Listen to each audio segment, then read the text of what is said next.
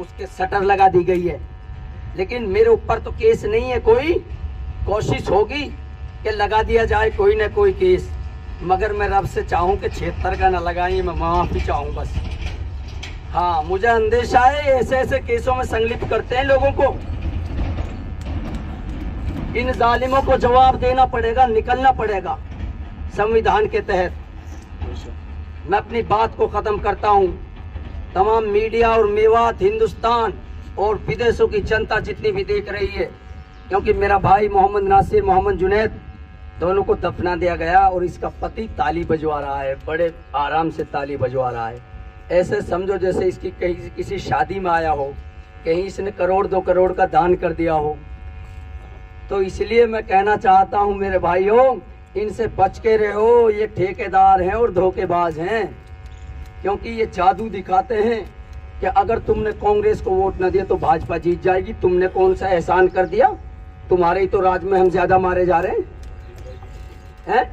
तुमने ही तो ये कर रखा है, एक टावर लगा रखा है लोगों का, उसके अंदर एक ढोल की लगा रखी है आइडिया की और एक एयरटेल की। आइडिया वोडा दोनों एक ही कंपनी है, और एयरटेल भी सबका 239 रुपए का रिचार्ज होता है। एक तो कांग्रेस में, दूसरा बीजेपी में, तीसरा बीएसपी से। पता नहीं अब तो कहीं टहल गया होगा बीएसपी से।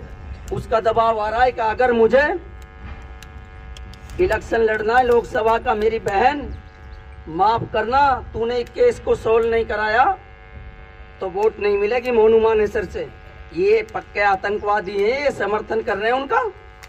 इनसे बड़ा जालिम कौन होगा मेरे भाइयों? सबसे बड़ी राजनीति ये लोग कर रहे हैं। हम राजनीति करने के लिए नहीं बैठे, और इन बड़ों से कहना चाहता हूँ, राजनीति तुम करो, तुम्हें करना है करो, हमारे भाइयों की लाशों पर राजनीति करो, जितना करना है करो। मेरे घर पे बुलडोजर चलवा दो, तुम्हारी माँ ने दूध पिलाया तो चलवा दो। ये जनता है, जनता याद रखना। जो जनता कमल के फूल और हत्ती को चुनती है, वही जनता लात मार के नीचे भी गिराना जानती है।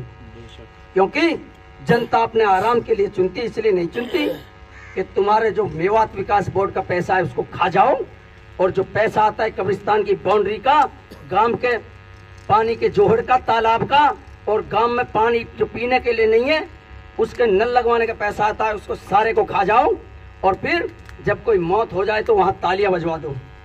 अरे नौकरी कॉन्ट्रेक्चुअल दी है। कॉन्ट्रेक्चुअल क्या है? इस कॉन्ट्रेक्चुअल को समझो मेरे भाइयों। ये कॉन्ट्रेक्चुअल ही बताया जाएगा अनपढ़ता के बीच में।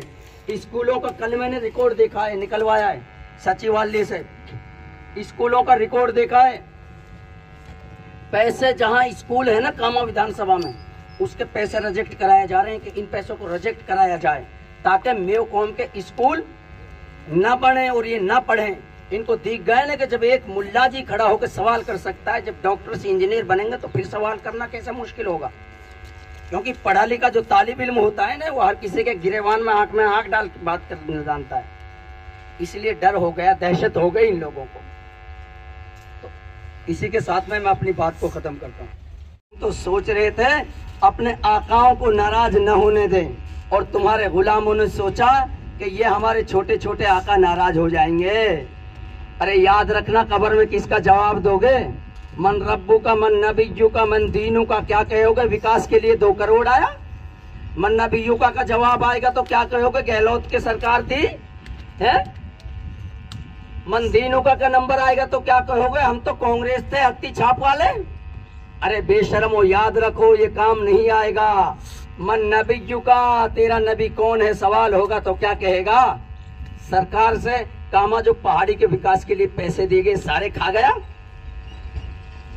मैं इसी के साथ में अपनी बात को विराम देता हूं, और मैं कहना चाहता हूं, आपको सबको बता रहा हूं, जोधपुर में पुलिस भेज दी गई है। कल रहीस चौधरी साहब मांदौर के घर पे डीलर की दुकान है,